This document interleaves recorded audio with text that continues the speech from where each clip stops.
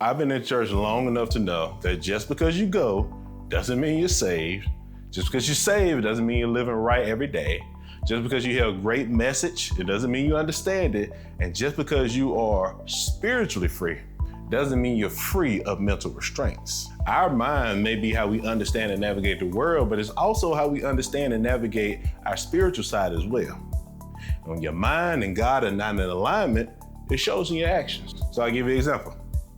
When you go to church, you're supposed to go to learn more about God, draw closer to Him, build a relationship, and get the experience that God wants for you. But a lot of people's mindset are not in alignment, and so their perspective is off. So they're in church worried about what they're gonna do for the week, the hypocrites that are in church, the message is boring and stagnant, or, I'm not getting the support that I need, me, right? And then they eventually leave the church. Funny enough, that's where the enemy wants you, right there. I use an analogy. Let's say I have a walkie-talkie, right? Brand new walkie-talkie, everything works fine, except for the frequency is off. I'm on the wrong frequency. That means any incoming messages that are meant for me, I'm not gonna receive. And what's even worse is whatever value I have to put out, whoever it's meant for is not gonna receive it either. I use a walkie-talkie for a different analogy. So let's say I have a walkie-talkie, it has some wear and tear, it's a little bit older, right? It's still functional, but the receiver in the walkie-talkie receives some damage over time. It's not working as well as it should be.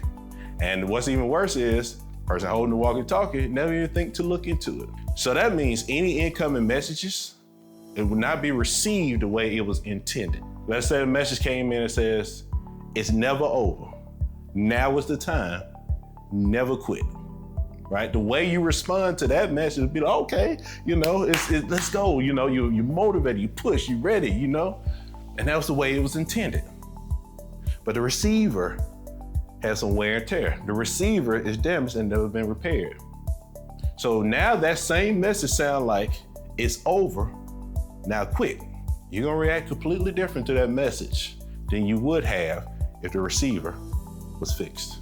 This is equivalent to people who, even if they've been in church for a long time, still live with fear, stress, anxiety, shame, a guilt of bad decisions, of feeling like I don't want to be judged by society, or friends and family, people who are immersed in social media, who become very lazy and complacent.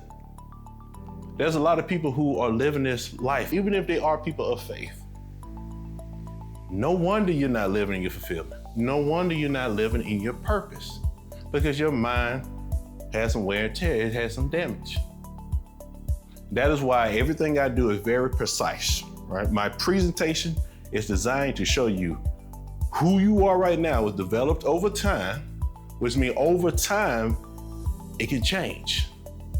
And you can make that change anytime you're ready. You have the power. And this is very important because once you understand this, you can get out of your own way. My workshops is designed to show you who you are right now.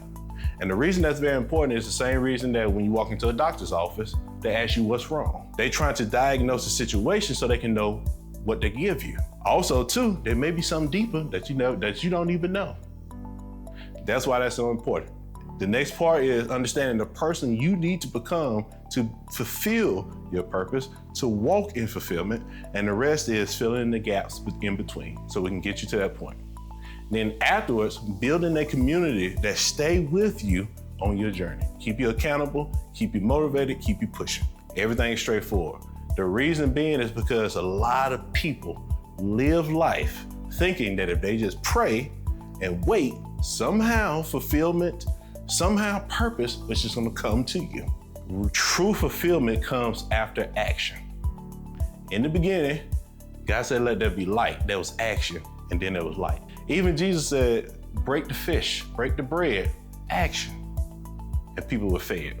This is very important now because the longer you wait, the harder it will be to start that action. That's why my message is very important. If you would like to see the framework of my presentation, is on my website. If you have any additional questions, you can always reach out to me. I look forward to hearing from you. I look forward to pushing this. Until then, I want you to have a great day. Talk to you soon.